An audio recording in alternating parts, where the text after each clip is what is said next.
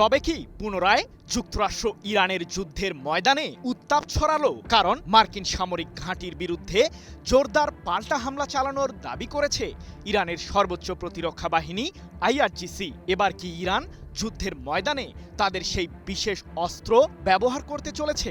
যদিও ইরানের দক্ষিণাঞ্চলে থাকা দেশটির বন্দর আব্বাসকে লক্ষ্য করে নতুন করে হামলা চালানোর দাবি করেছে মার্কিন কেন্দ্রীয় কমান্ড, যার মাধ্যমে পারস্য উপসাগরীয় অঞ্চলকে আবারও উত্তপ্ত করার পায়তারা চালাচ্ছে যুক্তরাষ্ট্র। তাহলে কি ইরানের সাথে কূটনৈতিক আলোচনাও ব্যর্থ হলো যুক্তরাষ্ট্রের? প্রশ্ন হলো, মধ্যপ্রাচ্যের ঠিক কোন মার্কিন সামরিক ঘাঁটিতে নতুন এই হামলা চালালো ইরান? পবিত্র ঈদুল আজহাতেও নিজেদের আগ্রাসী রূপ দেখাতে ছাড় দিল না মার্কিন সামরিক বাহিনী। ইরানে যখন চলছে তুমুল ঈদের আমেজ, ঠিক সে মুহূর্তে দেশটির বিরুদ্ধে নতুন করে হামলা চালিয়ে নিজেদের আসল রূপ বিশ্বের সামনে তুলে ধরল যুক্তরাষ্ট্র। ইরানের দক্ষিণাঞ্চলে থাকা দেশটির বন্দর আব্বাসে হামলা চালিয়েছে মার্কিন সামরিক বাহিনী, আর এতেই উত্তেজনা ছড়িয়ে পড়ে পুরো মধ্যপ্রাচ্যে। জানা গেছে, ইরানের ক্ষেপণাস্ত্র ও ড্রোন উৎপাদন কেন্দ্রগুলোকে লক্ষ্য করে নতুন এই হামলা চালিয়েছে যুক্তরাষ্ট্র। তবে পাল্টা প্রতিক্রিয়ায় যুক্তরাষ্ট্রকে কেমন জবাব দিল ইরান? সাম্প্রতিক ৩৯ দিনের যুদ্ধের পর থেকেই ইরানের সামরিক বাহিনী হুঁশিয়ার করে আসছে যে তাদের কাছে চলে এসেছে নতুন শক্তিশালী অস্ত্র, যা পারস্য উপসাগরীয় অঞ্চলে টিকে থাকা যুক্তরাষ্ট্রের বাকি সামরিক স্থাপনাগুলোর দিকেই তাক করে রেখেছে তেহরান।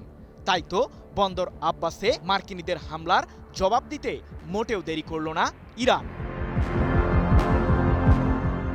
মধ্যপ্রাচ্যে থাকা যুক্তরাষ্ট্রের একটি সামরিক বিমান ঘাঁটিকে লক্ষ্য করে জোরদার পাল্টা হামলা চালানোর দাবি করেছে আইআরজিসি। তবে ঠিক কোন জায়গায় থাকা মার্কিনী ওই ঘাঁটির বিরুদ্ধে এমন পদক্ষেপ নিয়েছে ইরান, সে সম্পর্কে বিস্তারিত কোনো তথ্যই জানায়নি দেশটি। যদিও তাদের দাবি, মার্কিনী ওই বিমান ঘাঁটিটি মধ্যপ্রাচ্যে যুক্তরাষ্ট্রের আগ্রাসন ছড়ানোর মূল উৎস হিসেবেই কাজ করছে। ২৮ মে এক প্রতিবেদনে বিষয়টি নিশ্চিত করেছে কাতার ভিত্তিক সংবাদ মাধ্যম আল জাজিরা।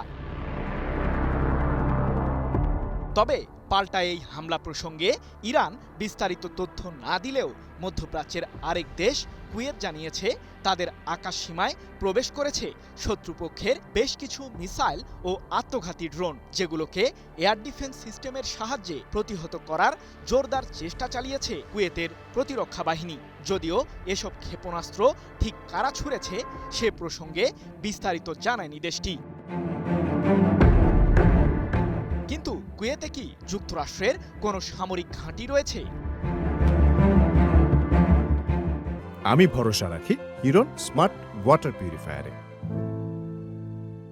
মূলত আলী আল সালেম নামে কুয়েতে একটি বিমান ঘাঁটি রয়েছে, যেটিতে মার্কিন সামরিক বাহিনীর সদস্যরাও দায়িত্ব পালন করছে বলে দাবি বিশ্লেষকদের। তাদের ধারণা, কুয়েত ও যুক্তরাষ্ট্রের যৌথভাবে পরিচালিত এই সামরিক ঘাঁটির বিরুদ্ধেই পাল্টা হামলা চালিয়েছে ইরান। সৃজন মাহমুদ, নিউজ 24।